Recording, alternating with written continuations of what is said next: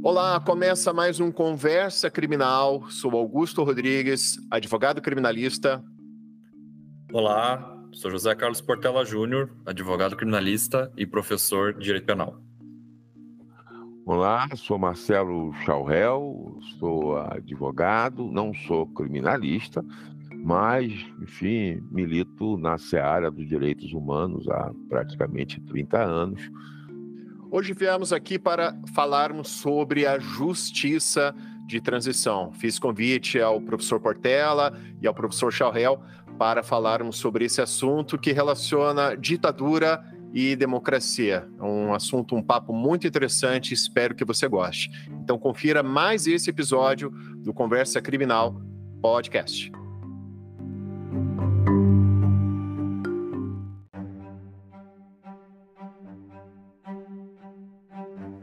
E a respeito da justiça de transição, para os nossos ouvintes, para quem não conhece também esse termo, né, justiça de transição, como podemos conceituar?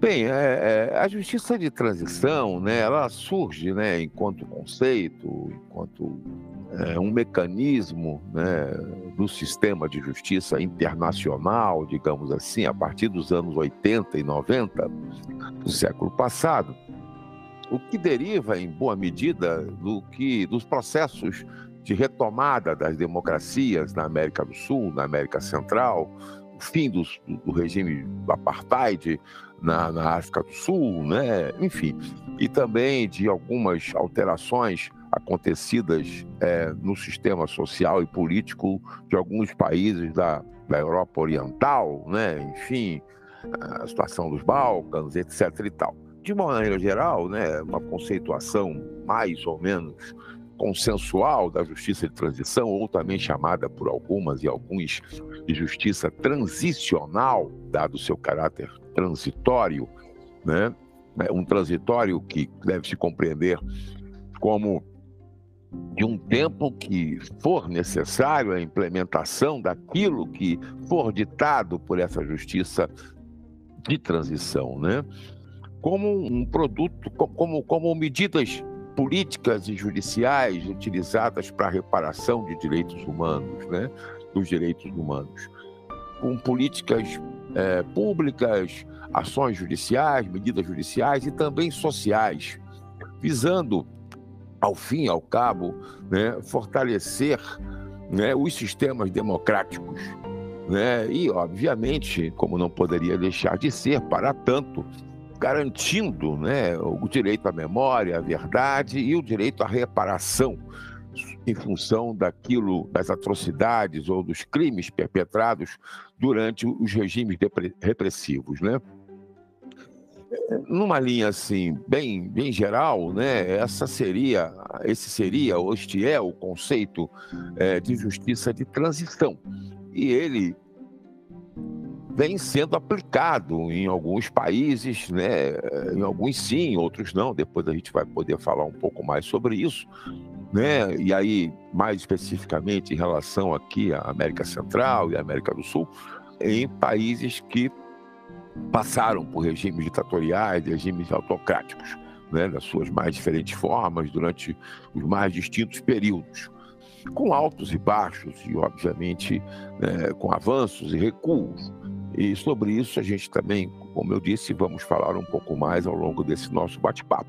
Mas, em síntese, esse é o conceito de justiça de transição, focado na memória, na verdade, memória, verdade, justiça e reparação.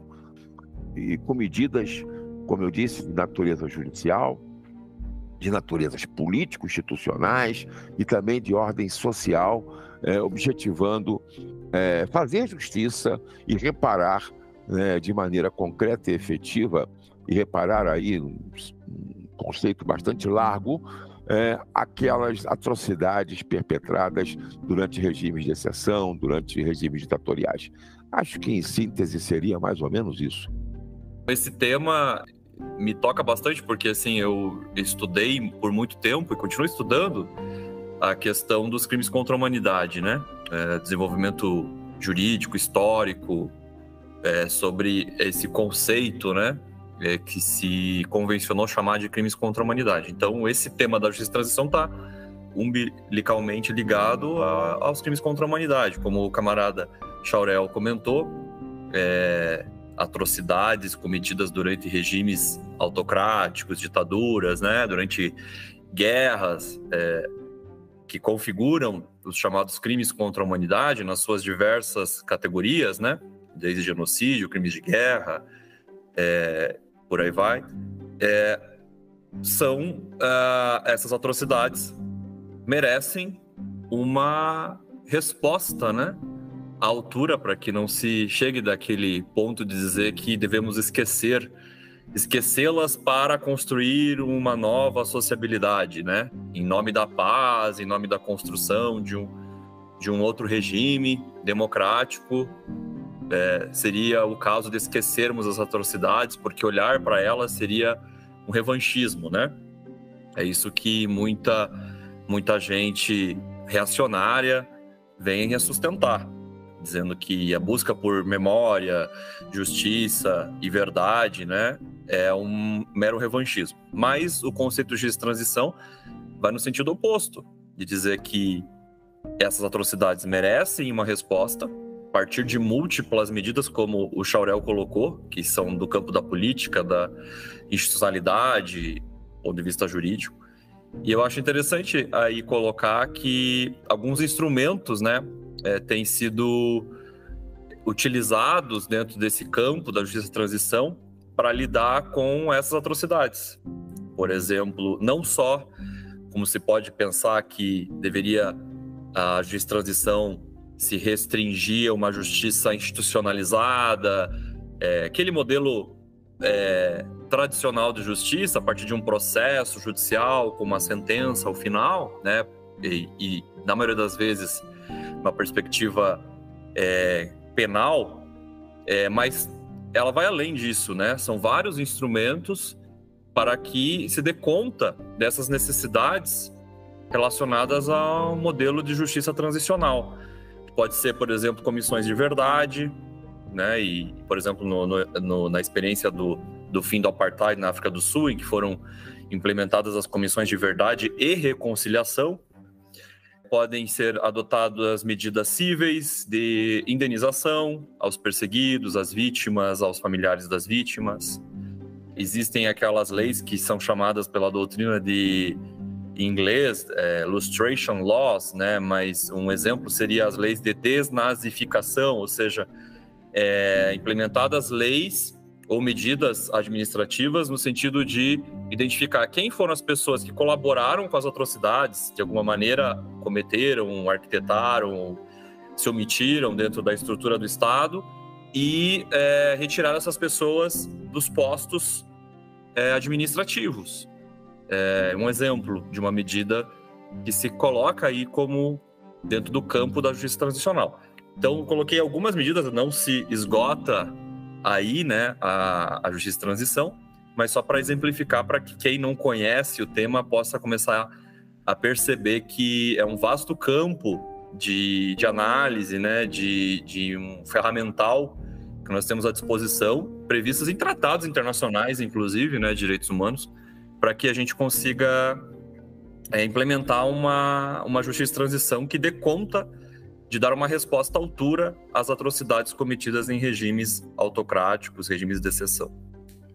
Até para ilustrar para o nosso ouvinte e também aqui deixar aberto para os colegas, os convidados discordarem ou corroborarem, comentarem, enfim, eu acho que fica muito claro para o ouvinte um filme que teve uma grande repercussão até recentemente, que é o Argentina 1985, né, com o Ricardo Darín, que retrata ali o caso, né, de um promotor ali argentino que procurou responsabilizar ali os militares envolvidos ali, né, nas atrocidades, né, nas perseguições, torturas, mortes, desaparecimentos, sequestros, né, promovidos ali pelos militares argentinos. Então, assim, para ilustrar bem para o nosso ouvinte, esse exemplo do filme Argentina 1985, a gente pode considerar também como um exemplo de justiça de transição?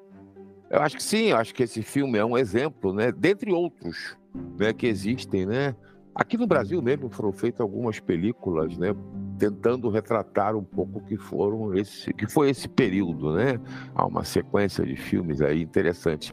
Mas eu queria acrescentar um outro aspecto à pergunta anterior, à questão do conceito, já que o Portela avançou aí por considerações instrumentais, de natureza instrumental, outras que dizem a efetividade, digamos assim, de transição, as questões de compensação e de reparação em relação a grupos étnicos alcançados por atrocidades praticadas em regimes autoritários, enfim, regimes ditatoriais, como, por exemplo, indígenas, como, por exemplo, populações tradicionais.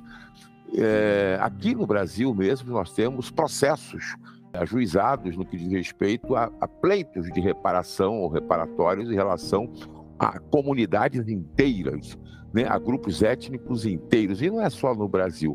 Nós também temos situações de extrema gravidade que atingiram grupos ou coletividades na América Central, na América do Sul e assim por diante. Então, quer dizer, buscar a reparação também para esses grupos de uma maneira coletiva, inclusive no que diz respeito à recuperação de territórios ancestrais, aonde viviam, medidas de fortalecimento das suas culturas, das suas especificidades sociais, dos seus modos de ser e viver, também acabaram sendo inseridas no processo de justiça de transição como medidas também protegidas e garantidas por normas e tratados internacionais, como se referiu o Portela, né? Uma vez que são também crimes contra a humanidade, né? O fato de você ter praticado determinadas ações contra esses grupos étnicos ou coletividades. Aqui no Brasil, nós temos, não só no Brasil, nós temos inúmeros casos dessa natureza, que, aliás, até hoje, muito pouco tratados, muito pouco considerados e muito pouco atravessados efetivamente por justiça. Nós temos aqui as obras realizadas, as grandes obras realizadas pela ditadura civil-militar, né, empresarial-militar, que em muitos casos causaram desapossamento de territórios para milhares e milhares de pessoas, né, indígenas, quilombolas, populações tradicionais. Temos casos de extermínio de grupos, né, como os casos dos Waimiri, Atruari, lá no Amazonas, lá em Roraima, né, documentado, né, enfim, comprovado, etc. Assim como temos casos mais bizonhos de furto de territórios, fraudes roubo de terras, né, fraudes que foram perpetradas pelo sistema, pelo Estado, né, com participação dos Estados, não só no Brasil, que acabaram representando essas fraudes na perda de territórios, né, enfim, por parte de populações tradicionais.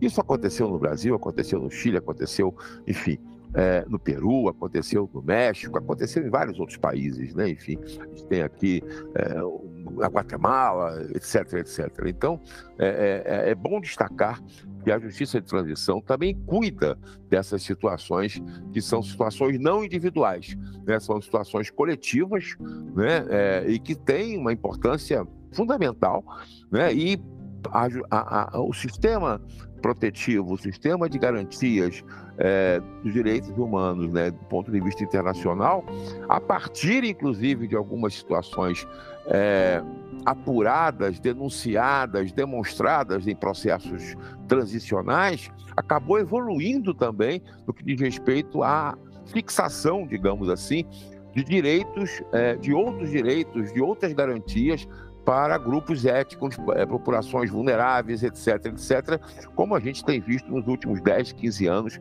a partir de algumas declarações, tratados e convenções no âmbito do sistema ONU, no âmbito do sistema interamericano de direitos humanos. Quer dizer, então, a justiça de transição também tem esse papel, né, de fazer com que avance internacionalmente, a partir de inúmeros casos, o sistema de proteção internacional, né, aos direitos humanos e às garantias coletivas de comunidades, grupos étnicos, etc, etc, etc.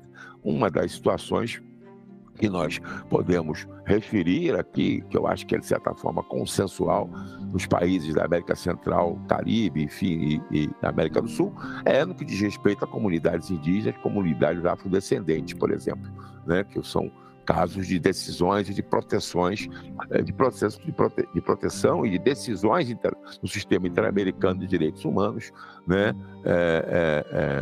a par de, paralelamente, como eu disse, ter avançado no plano internacional, junto ao sistema ONU, enfim, mecanismos internacionais, né, convencionais, no que diz respeito à proteção do direito desses grupos minoritários politicamente, às vezes até majoritários em determinadas regiões, e precisam ser alcançados por essas proteções ou por essas medidas de caráter reparatório e compensatório.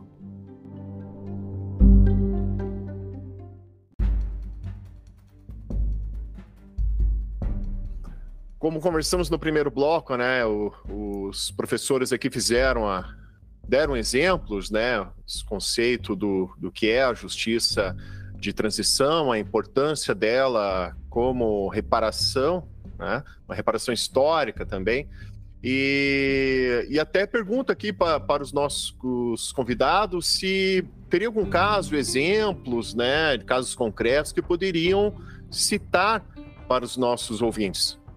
O que a gente tem, né, em termos de justiça de transição, é uma coisa nada homogênea, né, vamos dizer, porque depende de cada processo histórico, das questões da luta de classes, né, internas, que se instauram ali nesse momento de transição, né, de se sair de uma ditadura, num regime autoritário, para um regime democrático, ou, por exemplo, para colocar fim a uma guerra, seja uma guerra civil, né, ou uma guerra internacional, uma guerra imperialista, enfim. Então, tudo isso vai influir, né, além de questões políticas internacionais e internas, no modelo que se vai se seguir ou não vai se seguir um modelo de justiça de transição, né? Então, a gente tem, por exemplo, experiências como do Brasil, que é uma experiência bem precária em termos de justiça de transição, né? Depois a gente pode falar um pouco mais sobre o Brasil, que eu acho que vale a pena a gente destacar de uma maneira mais cuidadosa. E nós temos outros países que tiveram experiências muito mais avançadas em termos de transição, como, por exemplo, a África do Sul, já citada aqui. A África do Sul, que passou por um regime de apartheid por décadas, e aí, com o fim do apartheid, a sociedade teve que lidar com todas as atrocidades para que não se repetisse, né? Essa é uma grande questão que sempre trazida para quem defende a justiça de transição, a necessidade de se fazer a justiça, de se punir os perpetradores dessas atrocidades como uma das formas de se garantir que elas não se repitam, essas atrocidades não se repitam, né? O lema da Argentina, né?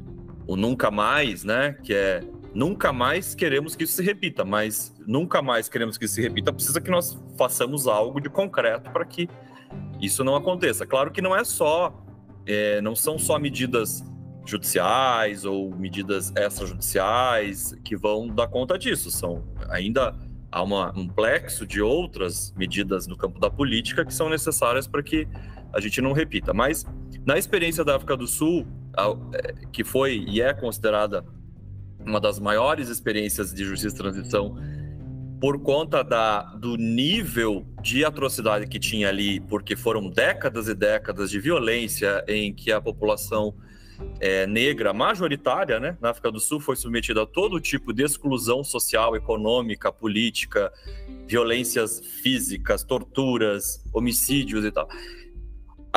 Houve essa demanda da sociedade de uma resposta. Então, o modelo que foi adotado ali foi um modelo em que se privilegiou também a justiça tradicional, através da justiça estatal, né, com casos mais graves, e outros casos, na maioria das vezes, iriam para as comissões de verdade, que eram compostas por pessoas da sociedade civil que recebiam as informações das atrocidades a partir de das vítimas, de grupos de vítimas, advogados de direitos humanos, lutadores e lutadoras de direitos humanos, né, organizações não governamentais, enfim, chegavam esses dossiês, as informações, compilavam essa informação, ouviam-se as pessoas envolvidas nas atrocidades, e isso tudo público, né, num processo público de caráter não judicial, mas que tinha esta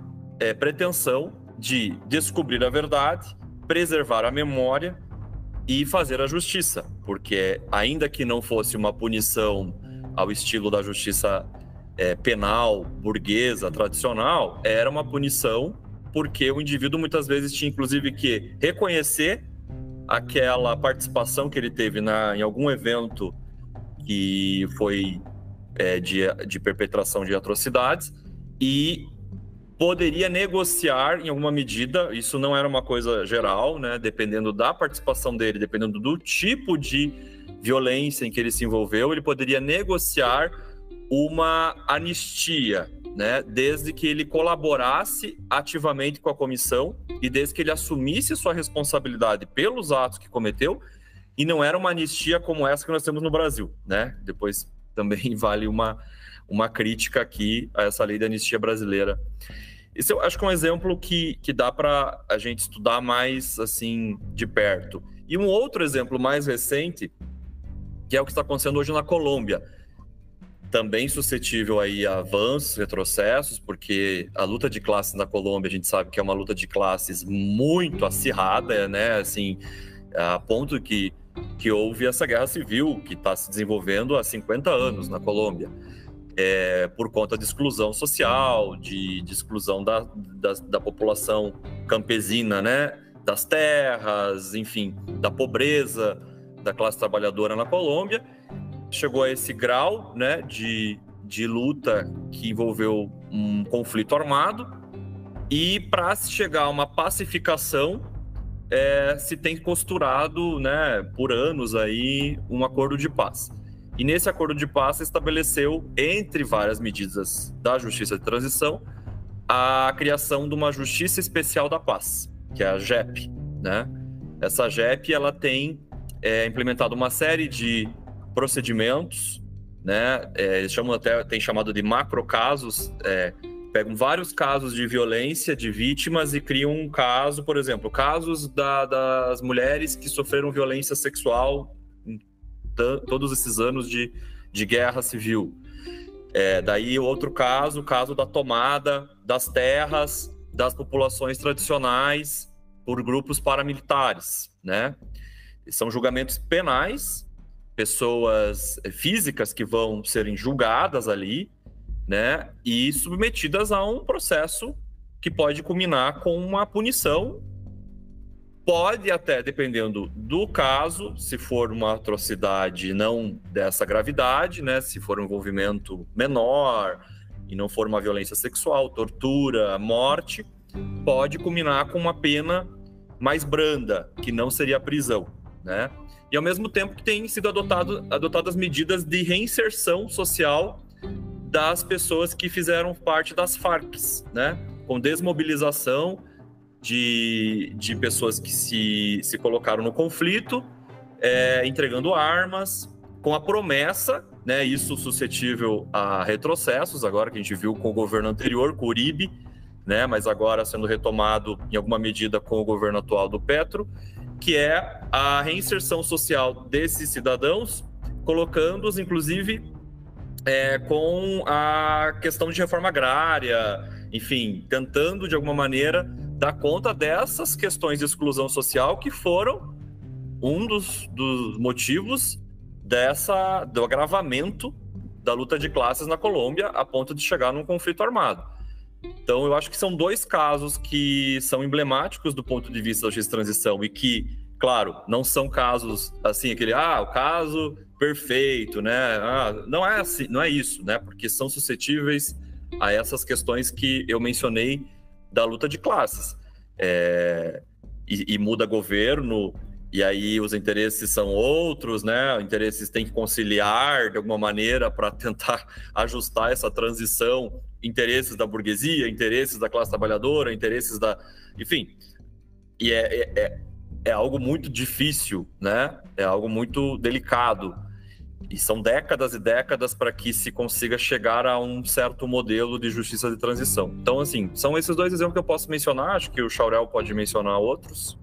Eu, na verdade, vou me valer aqui para, de certa forma, contraditar aqui o meu amigo Portela, das recomendações, das conclusões da Comissão Nacional da Verdade.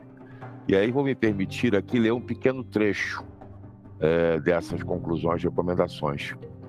Diz o seguinte: da ditadura militar, se referindo ao Brasil, naturalmente, a repressão e a eliminação de opositores políticos se converteram em política de Estado, concebida e implementada a partir de decisões emanadas da Presidência da República e dos Ministérios Militares, operacionalizada através de cadeias de comando que, partindo dessas instâncias dirigentes, alcançaram os órgãos responsáveis pelas instalações e pelos procedimentos diretamente implicados na atividade repressiva. Essa política de Estado mobilizou agentes públicos para a prática sistemática de detenções ilegais e arbitrárias e tortura, que se abateu sobre milhares de brasileiros, e para o cometimento de desaparecimentos forçados, execuções e ocultação de cadáveres. Por que eu li esse trecho? Porque esse é apenas um dos trechos das conclusões da Comissão Nacional da Verdade. Porque, para além de desaparecimentos, mortes e torturas, nós tivemos milhares de casos de perseguições políticas, Brasil afora. Teve caso de gente que teve o seu açougue fechado, porque foi denunciado que aquele sujeito era um vermelho. O dono do açougue, o sujeito lá, pequeno, um micro comerciante. E assim por diante. Quem viveu o período universitário no Brasil, como foi o meu caso, já no final da ditadura, sabe o que isso significava ter sobre sua cabeça, fazendo o movimento estudantil, com o decreto 477 em vigor, né? Eu mesmo e mais um outro companheiro, 2 companheiros, né, tivemos, digamos assim, na bola da vez lá na universidade para sermos enquadrados no 477, né? Então, assim, por que eu estou dizendo isso, discrepando um pouco do meu camarada Portela? Porque as ditaduras aqui na América do Sul, elas atingiram um universo de pessoas muito maior do que aqueles que são nominados, mesmo na Argentina, que tem, no Chile, milhares de desaparecidos, né? Mortos, desaparecidos. Aqui no Brasil nós temos uma lista oficial com 400 e poucos nomes. E diga-se de passagem, lista essa que foi construída pelos familiares dos mortos desaparecidos, com praticamente nenhuma ação ou propositiva do Estado brasileiro, né? A Comissão Nacional da Verdade, ela ratificou uma lista que foi lá estabelecida através de uma lei, né, Fernando Henrique Cardoso, né, produto do trabalho dos familiares dos mortos desaparecidos. E isso é uma coisa também singular nesse processo, porque o silenciamento aqui no Brasil, por força como diz um velho amigo meu, por força da justiça de transação, né, é gigantesco, né? A quantidade de camponeses e camponesas que foram atingidos, né, por processos de desapossamento de territórios, né, mesmo sem ter um conflito armado aberto, como foi o caso da Colômbia, né, Portela? É gigantesca. Isso, a Comissão Nacional da Verdade triscou esse ponto. Fala lá no relatório de cerca de 8 mil indígenas mortos, quando há informações que dão conta de 30 mil, 40 mil, 50 mil, informações essas produzidas por outras organizações indigenistas ou indígenas, como o Conselho Indigenista Missionário, o Instituto Socioambiental e outros mais, né? Quer dizer, aqui no Brasil, a chamada justiça de transação, né, ou os acordos feitos por cima, eles foram de uma capacidade de silenciamento como a gente talvez não conheça aqui na América do Sul, né? Talvez no Paraguai haja algo semelhante, né? No Peru também. Porque a quantidade de pessoas vítimas da ditadura foi absurda. Eu era menino, meus 10, 11 anos, enfim. Me lembro morava numa vila, no bairro Operário, na cidade de Niterói, e me lembro de que um vizinho nosso, um casal de vizinhos nossos, assim, trabalhadores, assim, teve a casa varada, né, porque eles tinham livros lá sobre socialismo e coisa do gênero, e foram presos, ficaram 3 dias presos, submetidos a interrogatórios, né? Porque que ele tinha. E o sujeito era professor de história. Veja você, a esposa dele trabalhava numa fábrica de tecidos lá no bairro. Então, assim, e esses casos não vieram à tona. Eu presidi a comissão da verdade da OAB do Rio de Janeiro. Né? A gente conseguiu detectar casos e informar a Comissão da Verdade do Estado do Rio e a Comissão Nacional da Verdade de camponeses e camponesas que foram barbarizados na região de Papucaia, em Cachoeira de Macacu, no Rio de Janeiro, onde existia um embrião das ligas camponesas. Né? Isso logo depois do golpe. E um pouco mais à frente, depois também do AI-5.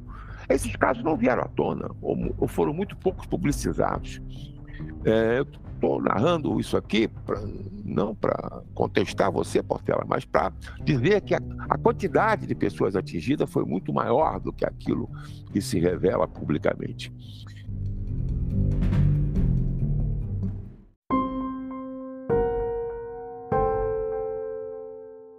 Fui membro também da Comissão de Reparação do Rio de Janeiro. A OAB tinha lá 2 assentos, eu era um dos assentados. E nós apreciamos durante um período lá, cerca de 2.000 casos. O Estado do Rio fazia um pedido de desculpas e dava lá uma indenização, se é que assim pode chamar, de 10 ou 15 ou 20 mil reais.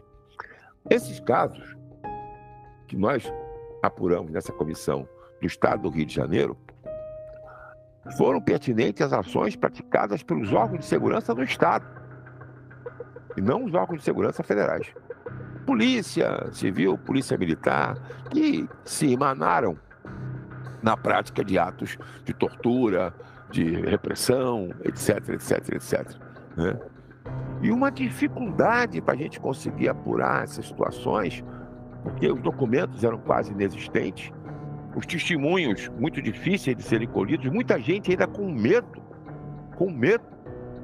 de testemunhar o que tinha acontecido com seu pai, com seu irmão, com seu tio, etc. E comissões como essa existiram poucos nos estados do Brasil. Muito poucas. Então, quer dizer, a quantidade de pessoas que foi vitimada pela ditadura brasileira é incomensurável. Né? O Gilney Viana coordenou um grupo de trabalho na Comissão Nacional da Verdade referente aos camponeses. E eu conheço o Gilney há um bom tempo. E, mais uma vez, conversamos, ele disse, eu não tenho aqui 5% do que aconteceu, 10% do que aconteceu. Né? Uma vez que não houve tempo, inclusive, por isso que a justiça de transição não pode ser uma justiça com um tempo de começar e terminar, porque ela tem que ir até o fim, né? Até que toda a verdade seja revelada. Recentemente, a propósito, né, dessa situação de silenciamento, de medo social, de certa forma, e um medo coletivo, da sociedade não querer enxergar o seu passado, o Pepe Mujica, ex-Tupamaro, preso lá no Uruguai, ex-presidente, deu uma entrevista por esses dias, e talvez mais valha saber a verdade, eu não estou dizendo que concordo com o Mujica, do que, na verdade, você buscar a justiça. Porque a verdade, muitas vezes, ela cura mais do que uma justiça que não chega. Né? Saber a verdade, para que as coisas não se repitam. E aí, se vocês forem ler lá o rol de recomendações da Comissão Nacional da Verdade, ele é vasto. Ele fala lá da mudança do currículo das Forças Armadas, da mudança da estrutura, da desmilitarização da Polícia Militar, da extinção da Justiça Militar, etc, etc, etc. São fantasmas que estão aí a nos perseguir até hoje. Mais do que fantasmas, são concretudes. Está lá o artigo 142 da Constituição Federal. Tão mencionado aí por determinadas figuras, já de triste memória, né? Triste, recente memória. Mas é um dispositivo que, enfim, extremamente autoritário, ambíguo, né? Aquele que permite que as Forças Armadas possam ser invocadas, né, para intervenção na ordem social, e que vem balizando, inclusive, ações de GLO, quer dizer, garantia da lei da ordem, vem nada. Que é uma GLO se não uma intervenção militar direta num determinado conflito social produto pela luta de classe no Brasil. E se engana quem acha que a GLO é utilizada apenas aqui nos morros e nas favelas do Rio de Janeiro. Já foi utilizada contra indígenas, já foi utilizada contra camponeses. Enfim, o que eu estou dizendo com tudo isso, e aí, Augusto, de certa forma, e Portela, para pontuar, nós temos uma situação no Brasil, no que diz respeito àquilo que foi a ditadura empresarial militar, ainda muito pouco desvelada. Não são só os mortos e desaparecidos, né? As centenas, milhares de pessoas que foram chamadas a responder aos inquéritos policiais militares, que padeceram ali anos, indo e voltando de circunscrições militares. Primeiro houve uma comissão nacional, depois houve comissões estaduais de investigação. Vocês sabem disso, né? Em todos os estados. Centenas de pessoas aqui no Rio de Janeiro, centenas foram chamadas a responder aquelas investigações, tipo um inquérito policial militar, semelhante, né? Durante anos a fio. Ficavam com aquela espada de Damocles sobre a sua cabeça e, mais dia menos dia, poderiam sofrer uma condenação, uma restrição. Né? Sindicalistas que foram obrigados a requerer, foram colocados em disponibilidade, com remuneração proporcional ao tempo de serviço, como é o caso de muitos marítimos. Centenas e centenas e centenas de marítimos foram colocados em disponibilidade pela ditadura, simplesmente porque os sindicatos marítimos eram sindicatos hegemonizados por comunistas, né? Por marxistas, por revolucionários, às vezes, foram colocados em disponibilidade porque compareciam a assembleias para discutir as suas pautas, as suas reivindicações. Essas pessoas padeceram o diabo, muitas delas morreram, né? Perderam suas famílias, tiveram suas famílias estruturadas porque eram colocadas em disponibilidade, recebendo 10%, 15%, 20%, 25%, 30% do salário que recebiam em atividade, do Lloyd, da antiga Costeira, né? Isso acontece. Quantas e quantas vidas não foram ceifadas, de modo direto ou indireto, por esses atos da ditadura civil-militar que se abateu no Brasil? Então, o caso da África do Sul, meu querido Portela, ele teve uma evidência internacional, tudo que representou, e pelo fato de ser um regime cruel, chegou, mas nós sabemos quem controla a mídia, né? Quem controla as informações no mundo, né? Tem uns 5, 6 agências aí que dizem o que a gente vai ler mundo afora, né? Você lê a mesma coisa na Alemanha, no Japão, na Inglaterra, no Brasil e no Alasca, né? Quer dizer, porque são essas agências que dominam. E isso já vem de muitos anos. Quer dizer, esse silenciamento, esse pacto do silêncio, né? Que inclusive aconteceu aí, nós tivemos aí militares argentinos presos, militares de alta patente, não abriram a boca. Não abriram a boca. Mesma coisa no Chile, mesma coisa no Uruguai. Esse pacto do silêncio, na minha opinião, revela muita coisa, né? A Operação Condor, o Plano Condor, enfim, as suas consequências até hoje, né? As relações estreitas que ainda continuam a manter as comunidades de informação ou de informações dos países da América do Sul, é algo presente. Recentemente, houve um lançou-se um livro sobre as intervenções militares, produtos das GLOs aqui no Rio de Janeiro. É um conjunto de entrevistas com militares que comandaram as intervenções aqui no Rio de Janeiro, nesses últimos anos. E há algumas informações extremamente interessantes. Primeiro, as relações desses militares com as forças de intervenção brasileiras em países de outro mundo, Haiti, Angola, Moçambique, etc. Há uma linearidade nisso, quase que uma linearidade. Segundo, o fato de que alguns revelam que as comunidades de informação, dois revelam isso, jamais foram desmanteladas de fato, e que elas se mantinham ativas e trabalharam, inclusive, nos processos de GLO aqui no Rio de Janeiro, ainda que informalmente, trocando informações e mais, e ajudando na formação de agentes de informação das polícias do Rio de Janeiro. Isso agora, há poucos anos. Então, acho que isso é uma evidência, né, de que aqui no Brasil nós não temos, de fato, apesar da sentença da Corte Interamericana, no caso Gomes Lund, da guerrilha do Araguaia, no caso do Herzog, nós não tivemos, de fato, executada qualquer política de justiça e transição que se possa chamar pelo nome. Tem algumas questões. Avançamos um pouco na defensoria pública, avançamos na construção de um mecanismo de prevenção de tortura precário, prevenção, né? Tá lá, enfim. Avançamos no que diz respeito a algumas ações no campo da memória e da verdade, muito poucos. Mas, por exemplo, o Bolsonaro extinguiu a Comissão Especial de Mortos Desaparecidos, né? Que foi da onde, inclusive, surgiram as principais informações que levaram à detecção de centenas de casos no Brasil. O governo atual ainda não recriou essa comissão. O decreto está lá, a minuta do decreto está lá, posada na mesa do Gabinete Civil. Está lá posada há meses.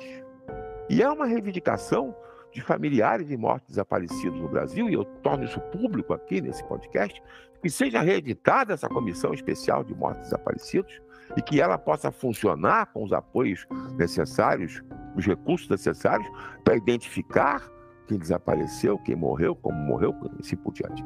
Os arquivos da ditadura, os arquivos das ditaduras, de maneira geral, foram muito pouco esmiuçados. Mesmo no Chile, por exemplo, tem lá aquele museu que a Bachelet construiu, bacaninha, né? O projeto é de um arquiteto brasileiro que ganhou lá. E é desconectado de qualquer ambiente que diga respeito àquilo que se passou no Chile. É uma coisa de vidro lá, bacana. E aí eu perguntei lá, e os documentos? Aqui tem alguma coisa que o pessoal conseguiu levantar, mas ainda falta muita coisa. Aí me disse a minha acompanhante lá, familiar de um desaparecido, falta tudo. Quer dizer, então, enfim, eu acho que nossa dívida, né, a dívida da sociedade brasileira com a justiça dita de transição é absolutamente gigantesca. Nós não chegamos nem na beirada desse poço fundo.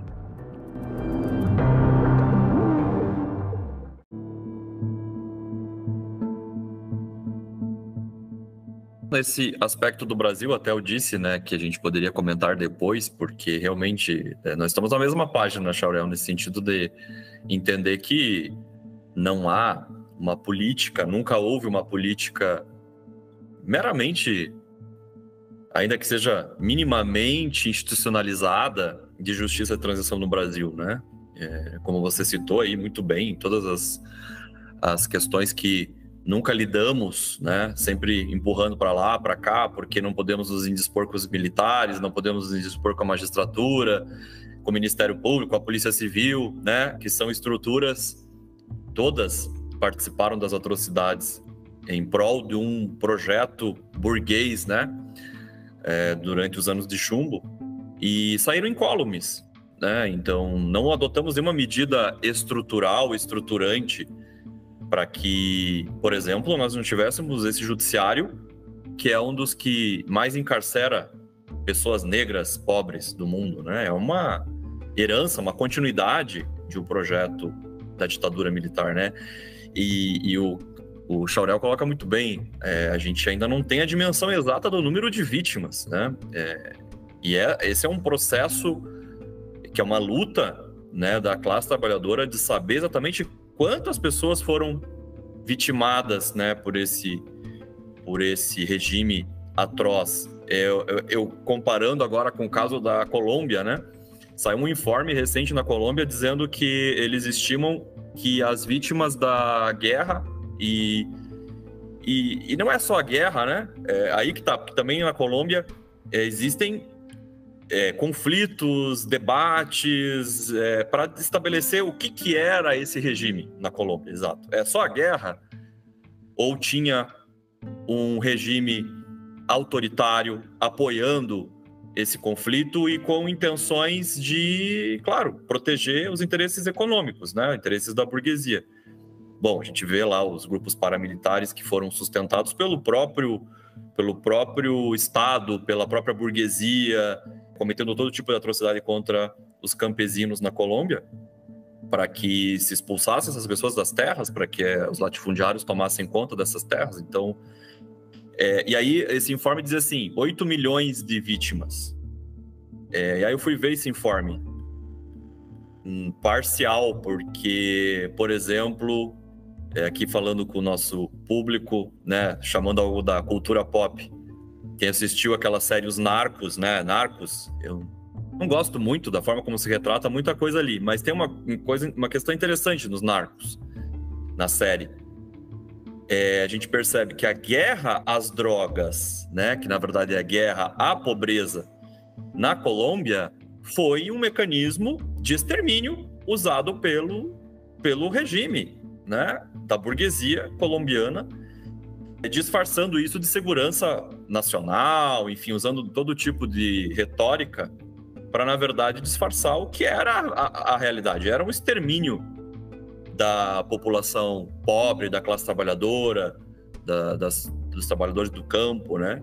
Aí, claro, pego lá um caso do Pablo Escobar, retrato do narcotraficante como aquele cara que teria que ser combatido esse, né? A grande mente criminosa. Mas o rastro de sangue que se deixava, né? Que se deixou ali na Colômbia, mataram centenas, milhares de pessoas, e isso não está no informe como vítimas desse regime que se assemelha a uma ditadura, né? Ditadura burguesa, isso não é nem se assemelha, nós podemos atestar isso, é uma ditadura burguesa. Então, assim, aí também recentemente a gente conseguiu que a perseguição que a ditadura militar fez contra a população LGBT, sobretudo as travestis e as pessoas trans, né? Ficou muito tempo apagado. Aí, graças à luta, né, do movimento LGBT, da classe trabalhadora, isso veio à tona e se revelou que as operações que as polícias faziam de defesa dos bons costumes, limpeza social, era, na verdade, uma perseguição, extermínio, né? Era extermínio em prol do regime da ditadura empresarial militar. Então, a famosa Operação Tarântula, né, que hoje nós já conhecemos a extensão dela, como que as polícias agiam para perseguir a população LGBT. São vítimas da ditadura. Então, eu estou na mesma página que você, Chaurel, nesse sentido de entender que realmente nós não fizemos nada em termos de justiça de transição, muito pouca coisa, tímida e que já, né, sofrendo todo tipo de retrocesso, e aí entra o governo que supostamente se esperaria que fosse um pouco mais atento a essa questão, e a gente vê que as medidas necessárias para se revelar a verdade dessas atrocidades, elas continuam ainda na gaveta. Aí, o Chaurel já falou, a Corte Interamericana já declarou que a nossa lei de anistia, aquela lei de 79, ela é uma lei, uma farsa, e determinou ao Brasil uma sentença internacional que essa lei fosse revisada, não aplicada, mas como aconteceu com a Argentina, com o Chile, com outros países vizinhos. E o STF, no mesmo ano em que a Corte Interamericana disse isso, o STF falou o oposto na DPF 153, dizendo que não, a lei de anistia brasileira é válida, é legítima, respeitou todos os trâmites democráticos, blá, blá, blá. Isso que nós estávamos em 79, num regime ditatorial, e se diz que atendeu às demandas democráticas da sociedade para a pacificação social rumo a um regime democrático, o que é um absurdo completo, né? Então, e essa lei de anistia, inclusive, já vou finalizando aqui, essa lei de anistia que tem sido usada pelo próprio STF para barrar extradições de repressores que vieram se homiziar aqui no Brasil, fugitivos, né? Operação Condor, muitos deles eram agentes dessa Operação Condor, atuavam no território brasileiro, vinham para o Brasil, cometiam atrocidades, iam para a Argentina, né? Eram argentinos, uruguaios, perseguiam pessoas de todas as nacionalidades aqui do Cone Sul, E depois que os regimes acabaram, eles fugiram para o Brasil, ficaram aqui, né, o paraíso da impunidade, e mais de uma vez já se pediu extradição desse tipo de gente, né, que cometeu atrocidades. O STF tem negado, né? Agora tem esse caso um argentino que está aqui foragido, Roberto Oscar González, que foi um pedido de extradição que o Marco Aurélio negou. Ele é relator, disse que não, aplica a lei de anistia, está anistiado, não tem, né, a dupla punibilidade que tem que ter, e, portanto, ainda se nega, inclusive, a justiça às vítimas argentinas, né? Não basta negar a justiça às nossas vítimas, ainda se nega a possibilidade de as vítimas argentinas verem esse repressor no banco dos réus. E é isso, é essa farsa que a gente vive desde o fim da ditadura, né, em que se joga para lá, joga para baixo do tapete, edita uma lei aqui, ali, acolá, para tentar dar uma resposta que a gente sabe que é uma resposta meramente ilusionista, né, para a questão dos crimes da ditadura militar.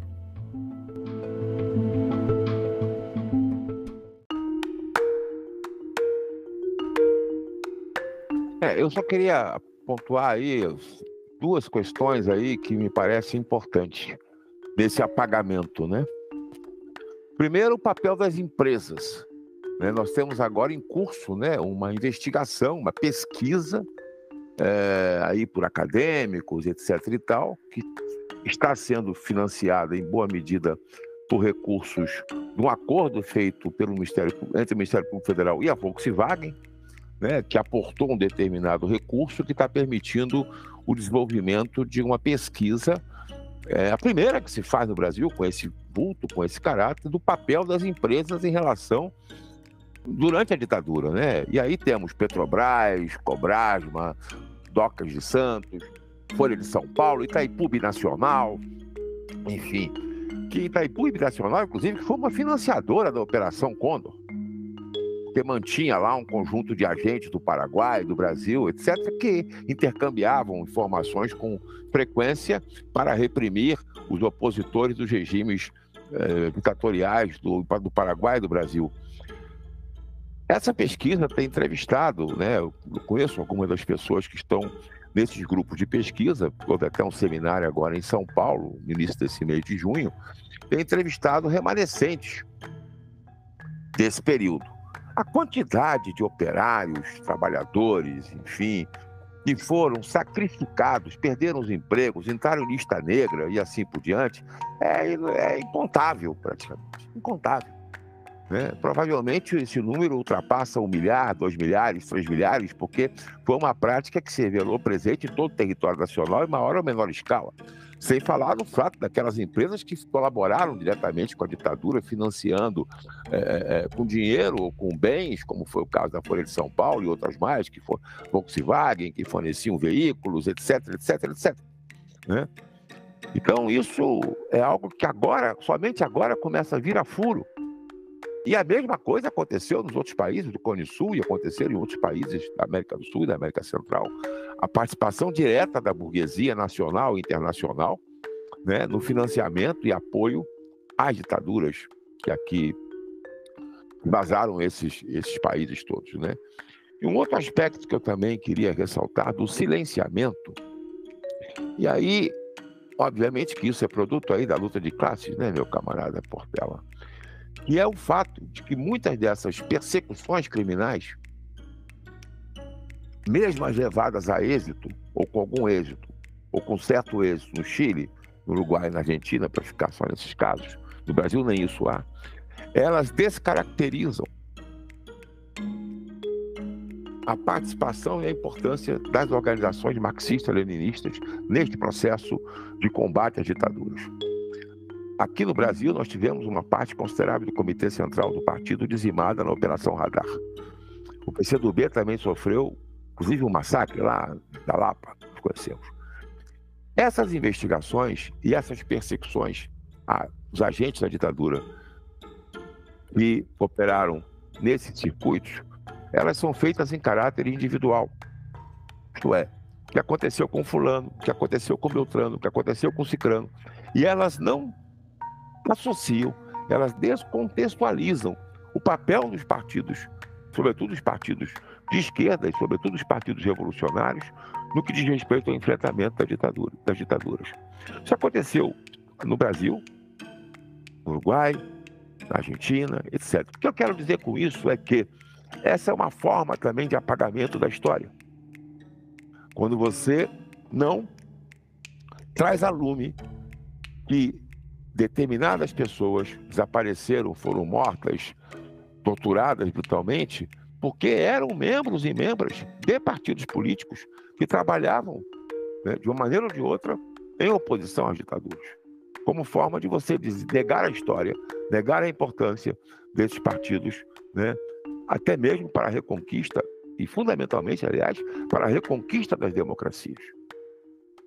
Então, é uma outra forma de apagamento, né? A Comissão Nacional da Verdade, também nesse particular, se equivocou, ou pelo menos errou parcialmente, porque essa descontextualização é produto, faz parte desse apagamento, porque você retira da história, ou quer retirar da história, a importância do Partido Comunista Brasileiro, né, do Partido Comunista do Uruguai, por exemplo, na resistência às ditaduras. Citando aqui 2 casos, poderia citar outro. Partido Comunista Chileno, e assim por diante, né? Porque você persegue, né, a apuração, do ponto de vista criminal, civil, reparatória, assim por diante, em relação ao cidadão X, mas não em relação ao partido X, não em relação à força política X, né? Como o MIR, o PCB, o PCU, etc, etc, etc. Então, é sutil,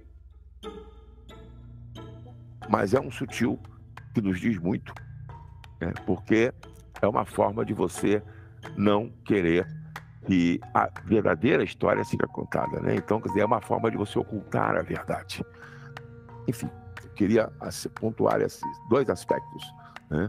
A questão das empresas, das burguesias nacionais e internacional, e também dessa forma de apagamento, né, em relação aos partidos políticos, que de formas diferentes se opuseram, né, de maneira visceral às ditaduras e ajudaram a recuperar as democracias, as frágeis democracias existentes na América do Sul e na América Central.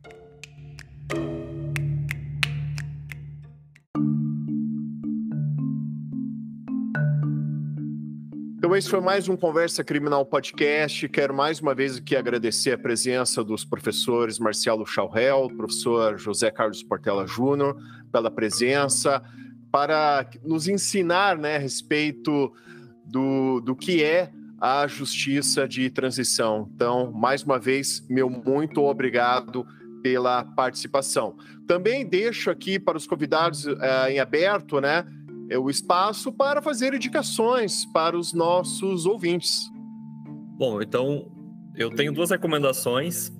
Uma é um documentário que eu acho fantástico, que se chama Pastor Cláudio, que é um documentário brasileiro, né, da Beth Formagini, e ela realizou essa entrevista com um ex-repressor da ditadura, né, que depois se tornou pastor evangélico, e na época ele estava muito tranquilo porque não havia sido perseguido criminalmente, não havia processo judicial contra ele, enfim, estava caminhando alguma coisa em termos de se revelar a extensão dos crimes que ele cometeu. E aí ele fala abertamente, assim, de todas as atrocidades que ele cometeu durante a ditadura. Acaba falando com uma frieza, assim, que é impressionante, né? Então, eu acho muito interessante esse documentário para revelar como se operava essa rede de repressão, né, durante a ditadura militar brasileira. E também para mostrar o grau de cinismo, né, dessas pessoas, porque elas cometeram todo esse tipo de crimes e ainda se vangloriavam ali, né, se vangloriam como heróis nacionais, como cumpridores ali de ordens dentro de uma certa estrutura repressiva. E um livro também que eu gostaria de indicar, que é o livro Contra a Moral e os Bons Costumes, a ditadura e a repressão à comunidade LGBT, do Renan Quinalha, que vai revelar uma obra muito importante, assim, porque ela acaba mostrando esse lado que sempre ficou oculto, né, na maioria das vezes, nas investigações sobre os crimes da ditadura, né? A perseguição, extermínio contra a população LGBT durante a ditadura militar. Essas são as minhas recomendações. Eu vou fazer mais de 2 recomendações. Assim, primeiro eu sugiro que quem tiver um pouco mais de interesse sobre este assunto se debruce sobre o relatório da Comissão Nacional da Verdade. É um documento extenso, mas que vale a pena ser lido, porque, inclusive, diz ali, né, eu aqui mencionei apenas um pequeníssimo trecho das suas conclusões e recomendações, pequeníssimo mesmo, né, aquilo que foi apurado oficialmente pelo Estado brasileiro, né? Aquela comissão foi uma comissão de Estado, não de governo. Então eu faço essa recomendação, essa sugestão. Sugiro também que quem tenha interesse, né, entre no site, lá entre no link justiçadetransição.mpf.mp.br, porque nesse link a gente acessa alguns processos, alguns procedimentos, algumas informações, melhor dizendo, sobre aquilo que vem sendo feito pelo Ministério Público Federal, que, a bem dizer, tem sido o único órgão, pelo menos um núcleo do Ministério Público Federal, a perseguir, né, alguma justiça, alguma concreção, ou concretude, ou efetividade de justiça transicional e de reparação no Brasil, né? Então eu também faço essa sugestão. Sugiro também um livro bem interessante, Os Fuzis e as Flechas, que é um livro de um ex-jornalista da Folha de São Paulo, que retrata algumas das ações de extermínio de povos indígenas acontecidas no Brasil durante a ditadura búlgaro-militar de 64. Recomendo também outro livro, chamado A Casa da Vovó, né, que é um livro que, inclusive, retrata episódios da Operação Radar, né, que vitimou camaradas do nosso Comitê Central à época. E, por fim, e aí vou terminar para não parecer aqui que eu sou um bibliógrafo, né, um livro muito recente e que é composto por um conjunto de entrevistas de militares que chefiaram intervenções militares, GLOs, aqui no Rio de Janeiro, nos últimos 10, 15 anos, chamado Forças Armadas na Segurança Pública, A Visão Militar. É um livro editado pela Fundação Getúlio Vargas, aqui do Rio de Janeiro, onde alguns desses militares entrevistados, a maior parte dos quais formados durante o período auge da ditadura militar, quer dizer, começaram a sua carreira no oficialato durante esse período, vão dizer coisas muito interessantes. Eu não vou revelar aqui, né, para não estragar a curiosidade do pessoal, no que diz respeito às conexões das comunidades ou da comunidade de informação, com o passado com o presente, com o presente com o passado, né? Algo que se relaciona muito àquilo, inclusive, que está nas recomendações da Comissão Nacional da Verdade, né, e está no universo das nossas preocupações. Então eu faço essas sugestões, né, desses livros, desse link e do próprio relatório da CNV, que eu acho que é algo que muita gente comenta e pouca gente leu. É isso. Obrigado. Todas essas recomendações dos nossos convidados vão constar na descrição desse episódio. Eu também gostaria de fazer algumas indicações. Primeiramente, o filme Argentina 1985, que eu havia citado no início do nosso programa, e também o documentário Araguaia, que também retrata ali alguns crimes da ditadura militar em relação à guerrilha do Araguaia. Eu gostaria também, nessa linha também da guerrilha do Araguaia, gostaria de citar um livro excelente que, para muitos, é um livro assim, que esgota o assunto, é o Borboletas e Lobisomens, do Hugo Studart, e também outro livro chamado Onde Foi Que Vocês Enterraram Nossos Mortos, do Aloysio Palmar. Também vou deixar aqui na descrição desse episódio. O blog que o Aloysio mantém, Documentos Revelados, também é uma ótima fonte de informação. O Aloysio, que mora lá em Foz do Iguaçu, né, é uma ótima fonte de informação para que as pessoas possam se inteirar, né, um trabalho minucioso feito pelo Aloysio de coletânea de documentos, coletânea de informações, coletânea de testemunhos sobre aquilo que aconteceu durante a ditadura. O blog do Documentos Revelados do Aloysio vale a pena ser visitado, é também uma boa fonte informativa. Maravilha. Em especial, quero agradecer a você, ouvinte, que nos acompanhou até esse momento, e te peço uma gentileza. Se você conhece alguém que possa se interessar por esse assunto, por favor, compartilhe esse episódio, que assim vamos propagando o conhecimento. Também me peço que me siga nas redes sociais, em especial no Instagram, no perfil @augustorodrigues.criminal. Esse foi mais um Conversa Criminal Podcast. Um grande abraço a todos e até a próxima.